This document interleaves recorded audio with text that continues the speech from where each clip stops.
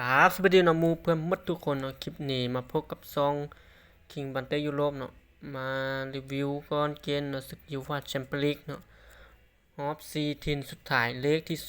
2พร้อมโดยการฟังธงสกอร์ไปนำกันเลยนะเราก็ไปเบิ่งเนาะกับคู่เนาะอินเตอร์มิลานเปิดบ้านเนาะตอนฮักก็มาเยือนของบาร์เซโลนาเนาะเลขที่1คู่นี้เสมอกันเนาะลินบานของบาร์เซโลนาเนาะเสมอกัน3-3เลขที่2เนาะมาลินบานอินเตอร์มิลานเนาะเอาไปเบิ่งเนาะฟอร์มการเล่นล่าสุดเนาะของทั้ง2ทีมเลยเอาเบิ่งกันกับบาร์เซโลนาเนาะนัดที่แล้วก็เป็นเกมลีกนะบาร์เซโลนาก็เอาชนะแค่ลูกเดียวเนาะ2-1บาร์ซ่าก็โรเตชันเนาะมีแต่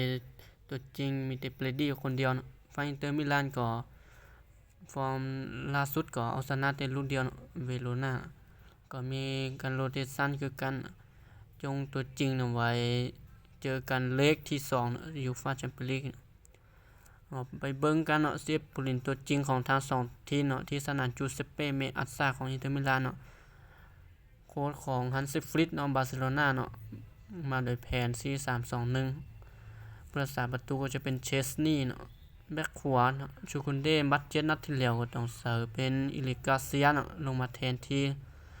แล้วก็แบ็คขวาจะเสิร์ฟเป็นกิลามาตินก่อนเพราะว่าเบาเดเจ็บเนาะคูเซนเตอร์จะเป็นอินิโกมาร์ติเนสกับเปาคูบัสซี่ก็2มิดฟิลด์คู่กลางเบรดี้กับแฟรงกี้เดยองแล้วก็ปีกขวารามินยามาลปีกซ้ายเป็นราฟินญากลางลูกเป็นดานิโอโมหน้าเป้าเป็นเฟรานตอเรสเนาะส่วนเลวันด็อกกี้เนาะหายเจ็บกลับมาแล้วแต่บ่พร้อมเป็นตัวจริงเถอะไว้เป็นตัวสำรองไว้เปลี่ยนตัวครึ่งหลังมาเบิ่งฝั่งของอินเตอร์มิลานเนาะโค้ชอินซากิมาโดยแผน 3-5-2 ผู้รักษาประตูจะเป็นยันโซเมอร์3เซนเตอร์จะเป็นบิกซิลแอร์เซบีบัสโตนีแล้วก็หากองกลางวิงแบ็คขวาจะเป็นดุมฟรีวิงแบ็คซ้ายก็จะเป็นเฟเดโกดิโมโกเนาะก็บาเรรากันทานุกลูแล้วก็มาคิทายาน2กองหน้าก็จะเป็นลอเซคอนฟิตของลาโตโรมาร์ติเนสเนาะก็จะเป็นมาโคสตูราเนาะคู่กับอาโนโตวิดไปก่อนลาโตโรมาร์ติเนสไว้เปลี่ยนครึ่งหลังแล้วก็คู่นี้สูสีคือกันเนาะคู่นี้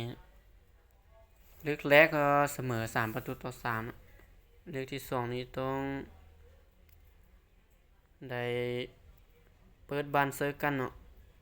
ยามดูเดือนแล้วก็มันเนาะคู่นี้คิดว่าน่าจะเสมอเนาะ2-2ก็ไปต่อเวลาพิเศษเนาะโดนจุดโทษจะเป็น50-50เนาะผู้ใดนิ่งกลัวก็จะเข้ารอบไปรอท้าซิงเนาะคู่ระหว่างอาร์เซนอลกับปารีสแซงต์แชร์แมงเอาขามมาเบิ่งอีกคู่นึงก็จะเป็นปารีสแซงต์แชร์แมงเนาะเปิดบ้านป้าเดอะแพงเนาะตอนฮักกลับมาเยือนของอาร์เซนอลเนาะคู่นี้เจอกัน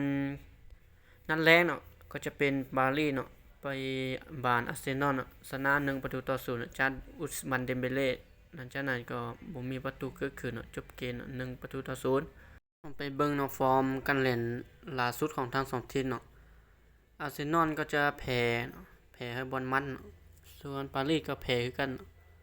ก็ส่วนอาร์เซนอลบ่ได้โรเตชันเลยเนาะเสิร์ฟตัวจริงเนาะจนเกือบเต็มเนาะ90นาทีเนาะแต่ปารีสแซงต์แชร์แมงเนาะโรเตชันหมดทีเนาะแล้วก็เอาไปเบิ่ง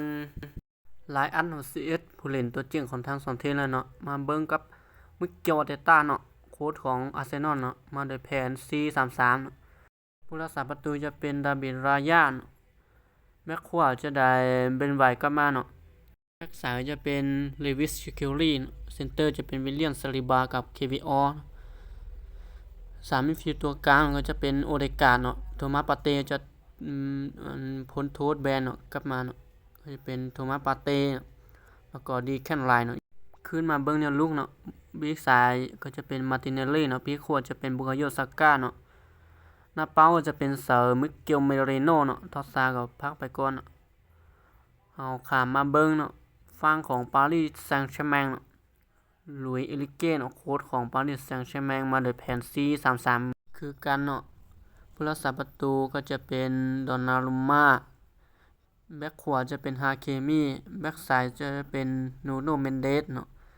คู่เซนเตอร์จะเป็นวิลเลียมปาโชกับมาร์กินยอสแล้วก็3มิดฟิลด์ตัวกลางก็จะเป็นเจ้าเนเวสวิตินญาแล้วก็เฟียเบลุยเนาะก็ขึ้นมาแนวลุกเอามาเบิ่งปีกซ้ายจะเป็นคิชาคาวัสคิเลียเนาะปีกขวาจะเป็นนิคาเรดูเอเนาะแล้วก็หน้าเป้าจะเป็นอุสมันเดมเบเล่เนาะคู่นี้เล็กแรกเนาะเป็นปารีสชนะแล้วก็เบิ่งปารีสน่าจะเบิ่งดูดีกว่าเนาะนักเตะก็ 100% บ่มีผู้ใดบาดเจ็บเนาะอาร์เซนอลนัดที่แล้วก็บ่ได้โรเตชัน